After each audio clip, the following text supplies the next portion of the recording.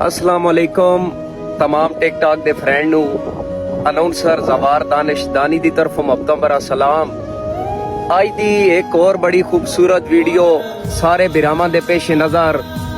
अच्छा अजकल दा ऐसा दौर है ना, संगतां ते तुसी जितना मर्जी है पैसा लुटा छड्डो ना, जितना मर्जी है मुखलिस हो के उन्हां नाल वक्त तुसी गुजार छड्डो ना। हलाली ते मुड़ हलाली होंदे न ते ओ ते सोचो एक होंदा जेड़ा तुहाडी कदर करेंदा।